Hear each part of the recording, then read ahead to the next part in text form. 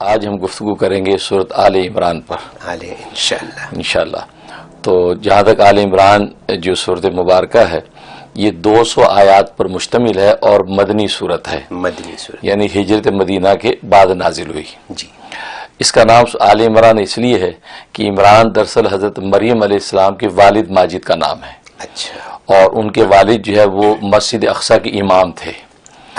اور اس صورت میں ان کی اہلیہ کی دعا کا بھی ذکر ہے کہ جس دعا کی قبولیت کے نتیجے میں حضرت مریم پیدا ہوئی تھی.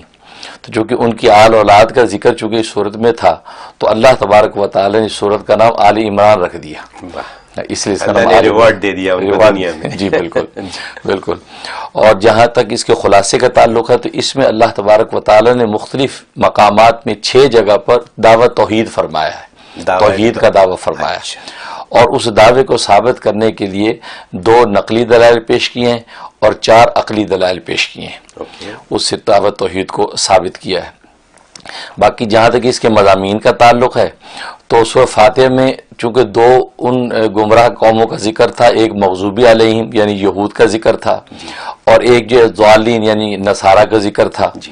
تو سورۃ بقرہ کے اندر تو اللہ تبارک و تعالی نے ایسی ہدایات دی تھیں کہ جو مغضوبی علیہم قوم یعنی یہود ہیں اگر وہ ان کے مضامین جو بقرہ کے اندر ہے اس کو فالو کر لیں تو وہ جو ہے اللہ تبارک و تعالی کے منظور نظر اور محبوب بن سکتے ہیں.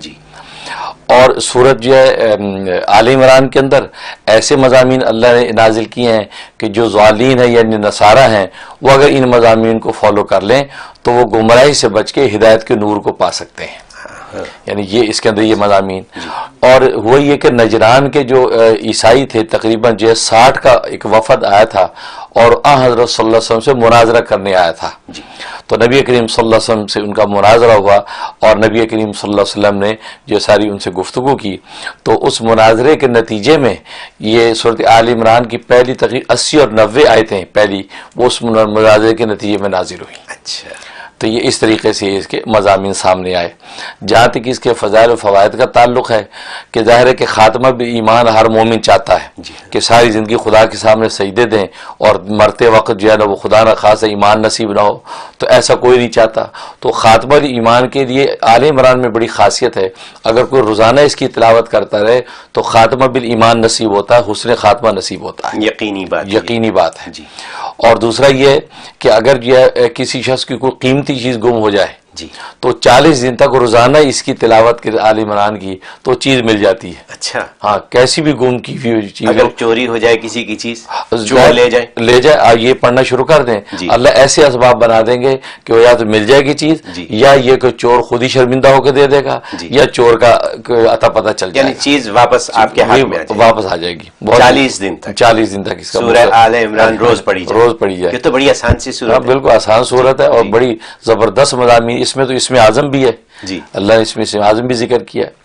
اور تیسرا یہ کہ جس عورت کو مسکیریج ہو جاتا ہے، اسقاط حمل ہو جاتا ہے، بچہ ٹھہرتا نہیں ہے، گر جاتا ہے، تو اس کے لیے بڑا زبردست اس کے اندر اثر ہے کہ امید جب لگ جائے اس کے بعد روزانہ اس کی تلاوت کی جائے اور پانی دم کر کے پیا جائے اور 41 ڈیز پانی پیے وہ خاتون تو اس کا جو ہے مسکیریج نہیں ہوگا اور عافیت کے ساتھ صحت مند اولاد مل جائے گی. سبحان اللہ، آپ نے بڑی کام کی باتیں بتا دی. بالکل بڑی زبردست چیز.